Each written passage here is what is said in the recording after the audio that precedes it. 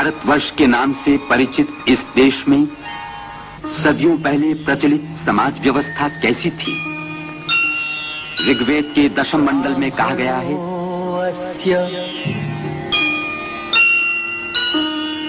मुखम आसित ब्राह्मण, क्षत्रिय, वैश्य, शूद्र ये मूलतः 4 वर्ण थे। आगे चलकर ये वर्ण जन्म के आधार पर कई जातियों में बंट गए। इस जात पात के भेदभाव की जड़ें गहराई तक पहुंच गईं और उनके कटीले पौधे समाज के शिखर तक फैल गए। 19वीं सदी में विदेशियों का, अंग्रेजों का शासन इस देश में पक्का जम गया था। फिर भी इस उपमहाद्वीप में देहातों, नगरों में से दलितों को अछूत बनाकर गांव के बाहर कर दिया गया था। जीवन उनका जानवरों से भी गया बीता था। दरिद्रता और अज्ञान की कोई सीमा न रही।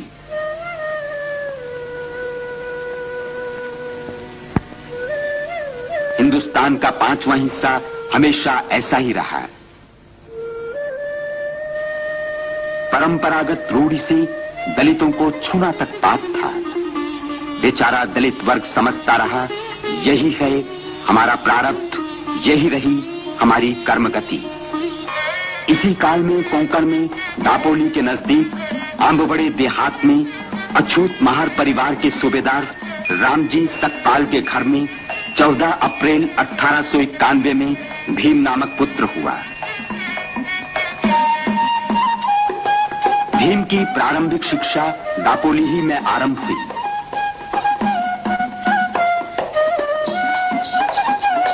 पर इसी बीच रामजी को सातारा में जाकर बसना पड़ा। वहीं के एक अध्यापक ने अपने इस प्यारे शिष्य का उपनाम उनकी जन्मभूमि आंबवड़े से आंबेडकर रखा। इसी उम्र में भीम को एक नई व्यथा का अनुभव हुआ। बड़े बाल कटवाने वो नाई के पास गया। 1903-4 की ये बात है। किसका छोरा है? अछूत महार का? तेरे बाल काटकर मैं अपने उस्तरे को अपवित्र कर लूं? जा जा। क्या मैं अछूत हूं? भैंस के बाल काटते उस्तरा अपवित्र नहीं होता और मुझ जैसे एक आदमी के बाल काटने से होता है? एक दिन स्कूल जाते भीम को कड़ी प्यास लगी। सामने कुआं था।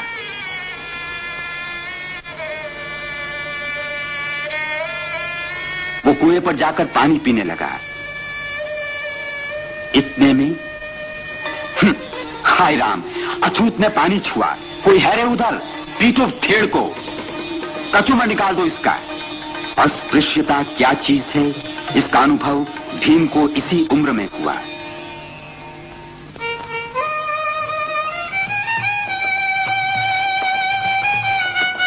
आगे चलकर ये परिवार बंबई के परेल विभाग में मिल मजदूरों की बस्ती में दबक चाल में रहने आया। 1907 में वहीं मैट्रिक पास करके भीम कॉलेज में दाखिल हुआ। दलित समाज में ज्ञान दीप प्रज्वलित करने के लिए महात्मा ज्योतिराव फूले जैसे कार्यकर्ता प्रयत्नशील रहे थे। इस ज्योति को बड़ौदा नरेश सयाजीराव गायकवाड़ ने जगाया। उन्हीं की वृत्ति से भीमराव ने 1912 में एल्फिंस्टन कॉलेज से बीए पास किया।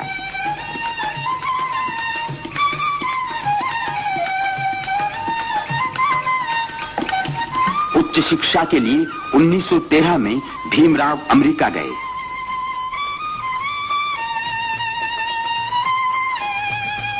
उन्नीस 1915 में उन्होंने कोलंबिया यूनिवर्सिटी से अर्थशास्त्र में एमए की उपाधि प्राप्त की। पहले विश्व युद्ध के समय अंबेडकर जी वापस आए। फिर 1920 में उच्च शिक्षा के लिए लंदन रवाना हुए। उस समय 2 सगे संबंधी उनके साथ थे। ग्रंथ सगे थे, दारिद्र्य संबंधी था।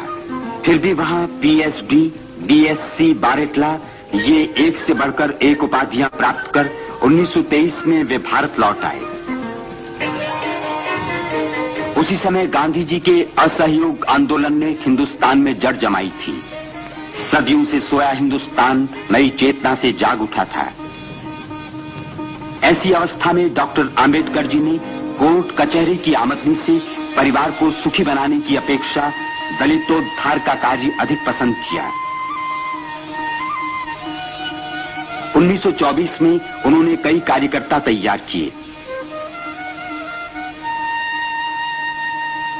उन्हीं कार्यकर्ताओं की सहायता से बहिष्कृत हितकारिणी सभा की स्थापना की गई। थोड़े ही दिनों में उन्होंने बहिष्कृत भारत नामक पाक्षिक पत्रिका निकाली। वास्तव में राव बहादुर बोले जी द्वारा 1923 में काउंसिल में पारित प्रस्ताव के अनुसार सार्वजनिक पनघट अछूतों के लिए कानूनन खोल दिए गए थे। फिर भी वास्तव में स्थिति जैसी की वैसी थी। जानवरों की छुआछूत चलती थी, लेकिन दलित आदमी दूर दूर।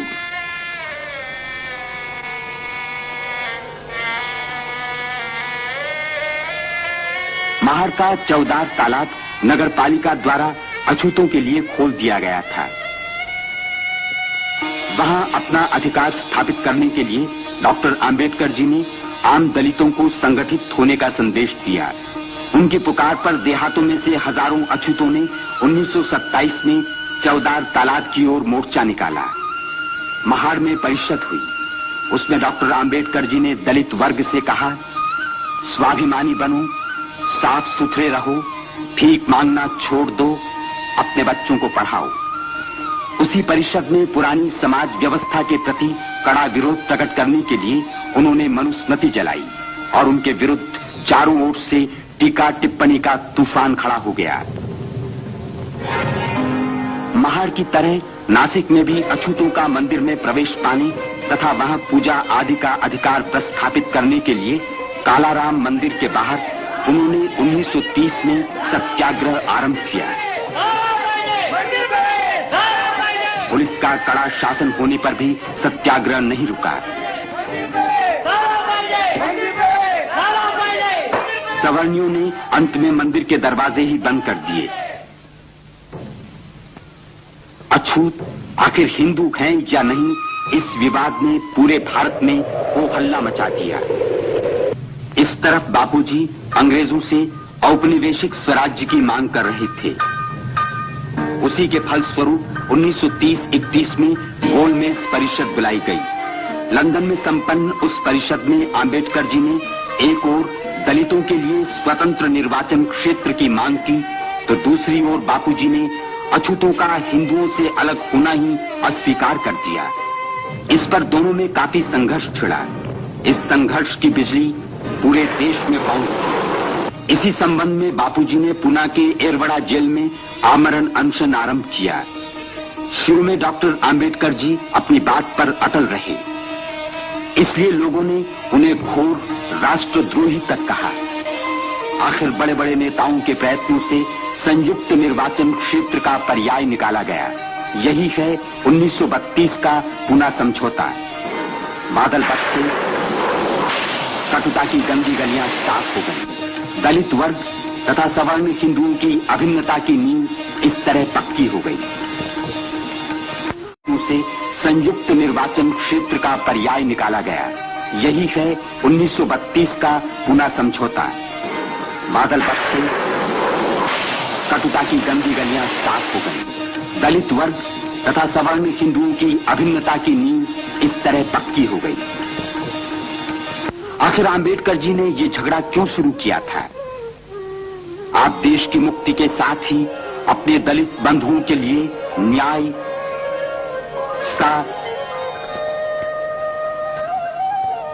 स्वयं निर्णय तथा बंधुत्व चाहते थे।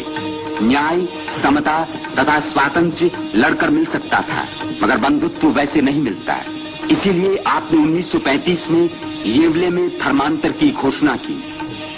आपने 1936 में स्वतंत्र मजदूर पक्ष की नींव डाली। आगे 1937 में आप विधि महामंडल के प्राध्यापक और बाद में प्राचार्य भी रहे। 1939 में दूसरा विश्व युद्ध छिड़ा।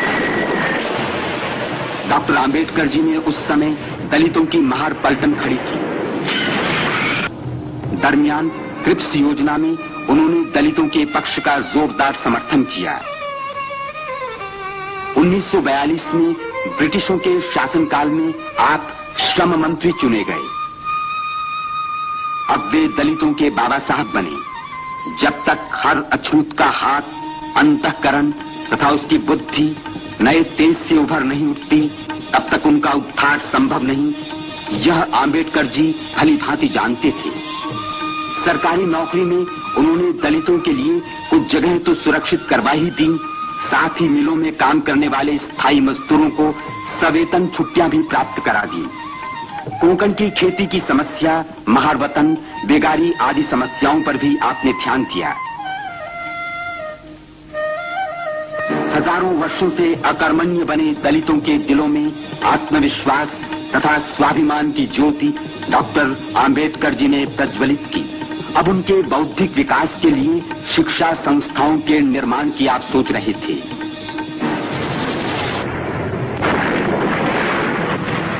इतने में 1945 में युद्ध समाप्त हुआ।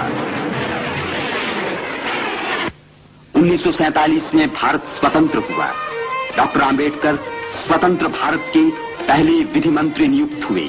राष्ट्र ध्वज समिति के आप सदस्य थे और इसी समिति के कारण सम्राट अशोक का रथ चक्र तिरंगे ध्वज के बीचों बीच आ गया।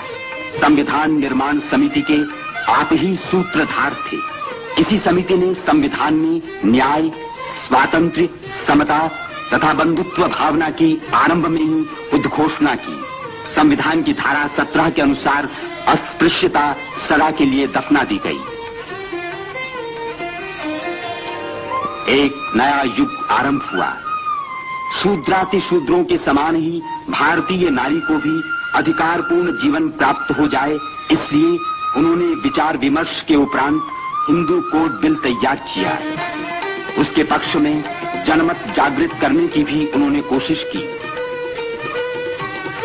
1951 में उन्होंने उसे लोकसभा में प्रस्तुत किया, लेकिन वहां उसमें से कुछ धाराओं के संबंध में मतभेद के कारण उन्होंने मंत्री पद का त्याग किया। इस तरह लगातार 27 वर्षों तक यह युग पुरुष अपने दलित वर्ग के उद्धार के लिए लड़ता रहा। उसने पत्र पत्रिकाएं निकाली, संगठन किया, सभाओं परिषदों को गुंजा दिया, समता सैनिक दल की स्थापना की, प्रहार किए और झेले भी। उन्होंने 7 करोड़ दलितों के उद्धार के लिए एक तूफान, एक बवंडर खड़ा कर दिया। इस संघर्षमय जीवन में भी उन्होंने औरंगाबाद में मिलिंद महाविद्यालय तथा बंबई में सिद्धार्थ महाविद्यालय की स्थापना की। नई पीढ़ी के लिए अखंड ज्ञान गंगोत्री का सृजन किया। एक समय का पद दलित आज नवजीवन पाकर नया मानव बनकर बाहर निकलने लगा। बंबई के दादर विभाग में राजगृह नामक अपना निवास स्थान आपने 1934 में बनवाया। कई बार भूखे पेट खरीदे अनमोल ग्रंथों का संग्रह आपने इसी राजगृह में किया था।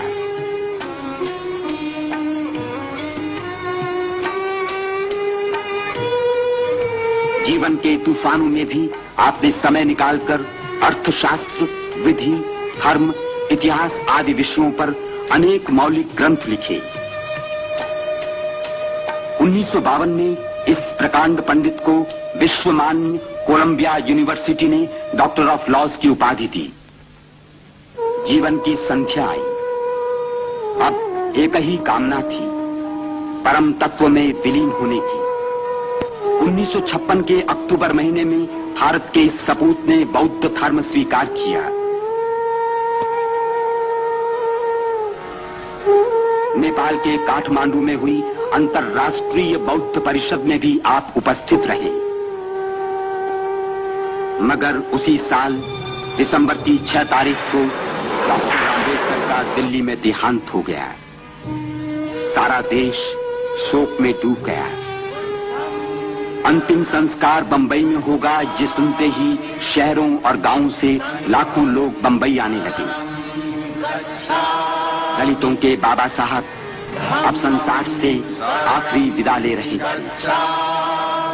अंतिम यात्रा दादर चौपाटी पहुंची।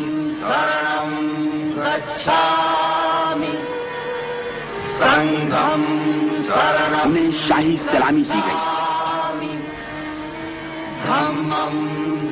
चंदन की चिता में उस महामानव का शरीर लपटों में विलीन हो गया। वे चले गए, मगर उन्होंने भारत तथा हिंदू धर्म पर लगा अस्पृश्यता का कलंक सदा के लिए मिटा दिया। सदियों से चली आई इस जर्जरित रूढ़ि को जड़ से मिटा देने वाले इस परम प्रतापी युग पुरुष के जीवन का उज्जवल इतिहास केवल भारत को ही नहीं बल्कि सारे संसार को ये संदेश देता रहेगा। न त्वहं कामये राज्यम न स्वर्गम न पुनर्भवम कामये दुःखतप्तानां प्राणिनां मार्तिनाशनम्। दुःखमागमा